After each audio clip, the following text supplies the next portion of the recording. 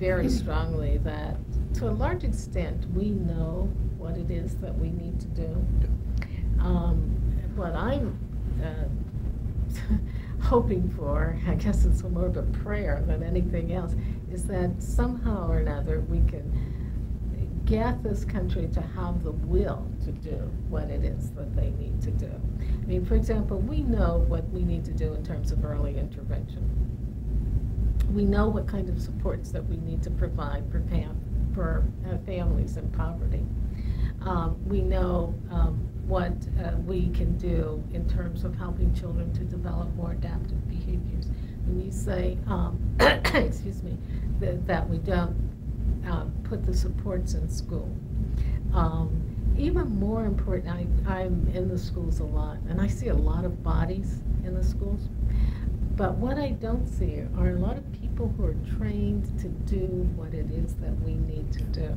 For example, just to give you a little idea of the kind of thing that we've been doing recently, we've been focused on prevention, early intervention. We've been training paraprofessionals to provide this early intervention for children. And we know when poor urban children come into our schools, we know that they have significant deficiencies and that we need to get on top of it immediately and to provide that kind of intervention. Now, if we can train paraprofessionals to do it, we already have those bodies there. What are they doing now? They're copying paper, they're monitoring kids, they're taking kids to the lavatory, they're standing out there on the playground, but they're not providing that kind of additional support that could help teachers teach and help these youngsters, most importantly, develop those readiness skills that they need to be successful in the classroom. Because what's happening is teachers are delivering information, but these youngsters haven't picked up the prerequisite skills, so they're not able to capitalize on the information that's being delivered. Now, we know that. We know how to prepare these professionals, but you find a lot of resistance, and you find also a lot of indifference. And probably the indifference is worse than the resistance, because if we can get the people to be aware of what needs to be done, let's just sit down. We've got lots of brain power. We've got very bright people that have studied these things. And yet I will have paraprofessional who doesn't want to do this to say to me, well, I have figured out a better way to teach the kids than what you're doing. Well, show me. And if you package this, whatever you've found out. But we have a system that permits that to go on. And so we need to, to recognize what it is, just to bring together all these very bright people, put stuff, come up with a plan, and let's implement it. But you have to have the will. There's too much, I hate to say this, but there's too much politics that goes on in the schools and it goes on in the country. And so it's sometimes things aren't done because it's not politically expedient. If I hear one more time somebody telling me that we've been throwing money at the problem and we haven't solved it, it's not so much that we've wasted, it's not so much that we have been putting too much money in it. We haven't put it in the right places. For example, it would be a tremendous gain, an expenditure of money, if all of those paraprofessionals that we have in the inner cities were trained to do the kind of thing that I'm talking about. I think one of the other things that we can't get past is with seriously disturbed kids.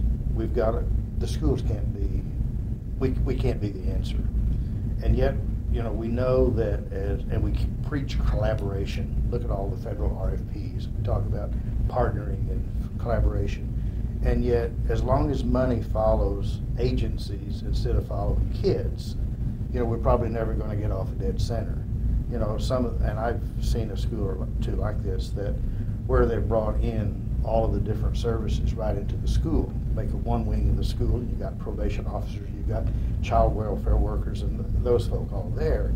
And it makes it all work then, because families, it's kind of a one-stop, it's a community-based school, and it's a one-stop service, and full-service school, and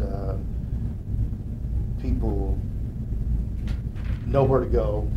It's a group of people that work together on a consistent basis, and they're all there to make an impact on kids. We know that's an effective model, and yet we don't see very much action in terms of making that happen.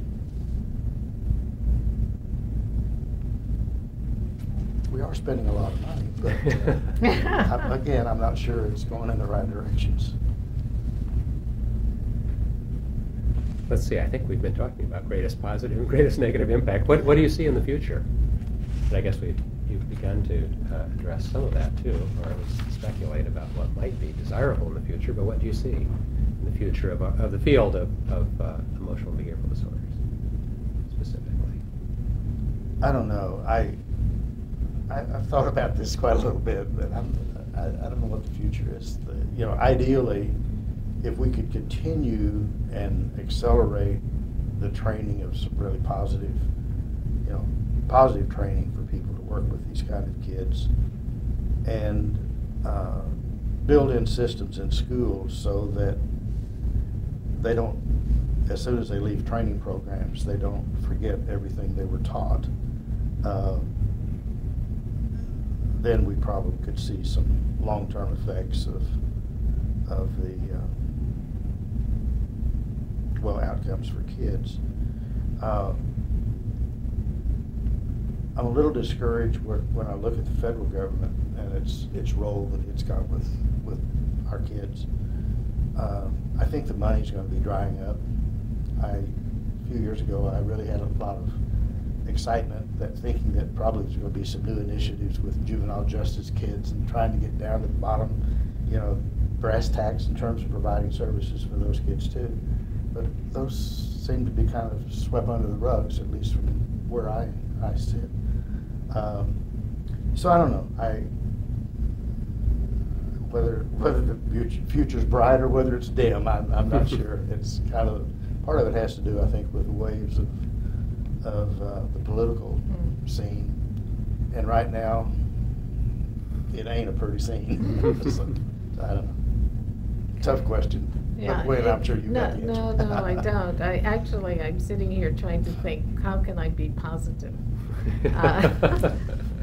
I'm not.